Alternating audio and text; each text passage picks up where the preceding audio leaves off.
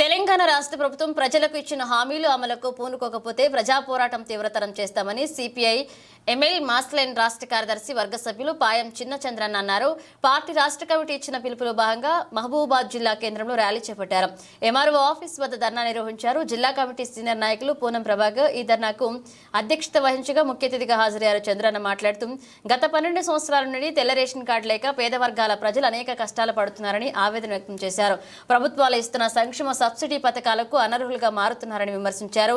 రాష్ట్ర ప్రభుత్వం కాలయాపన చేయకుండా యుద్ధ ప్రాతిపదికన తెల్ల రేషన్ కార్డుల జారీ ప్రక్రియను ప్రారంభించాలని మహబూబాబాద్ జిల్లా సహాయ కార్యదర్శి కొత్తపల్ల రవి మాట్లాడుతూ కాంగ్రెస్ పార్టీ హామీల అమలులో జాప్యాన్ని నిరసిస్తూ ఆగస్టు 21న చెలో హైదరాబాద్ కార్యక్రమాన్ని నిర్వహిస్తున్నామని, దీనిలో ఆయా వర్గాల ప్రజలు పెద్ద ఎత్తున పాల్గొననున్నారు.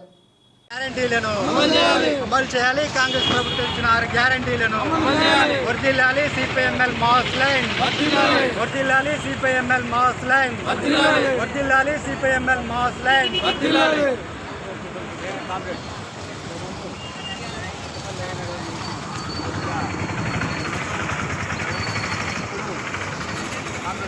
జిల్లా కమిటీ ప్రజాపంత నాయకులు కామ్రేడ్ గుండంపల్లి ఈరనగర్ మాట్లాడాల్సిందిగా.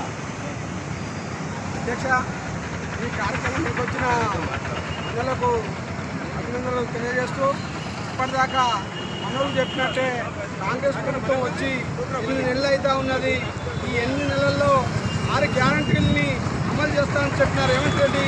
100 రోజుల్లో చేస్తానన్న రేవంత్ రెడ్డి ఇప్పటి వరకు 8 నెలలు అయినా కూడా 6 గ్యారంటీలని అమలు చేయలేదు. 6 గ్యారంటీలతో పాటు ఇతర ఎమ్మెల్యేలను ఎట్లా చేర్పించుకుంటాడో ఆ శ్రద్ధ ఆయనకు లేదు.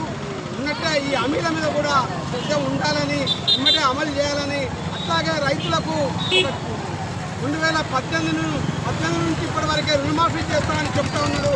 ఇంతకుముందు కూడా రెగ్యులర్ అయిన రైతులకు కూడా రుణమాఫీ చేయాలనేది మేము డిమాండ్ చేస్తూ ఉన్నాం.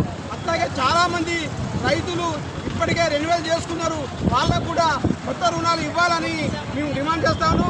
అట్లాగే రైతులు 1,50,000, 1,60,000 ఉంటే వాటి మిత్తి కూడా మాఫీ చేయట్లేదు.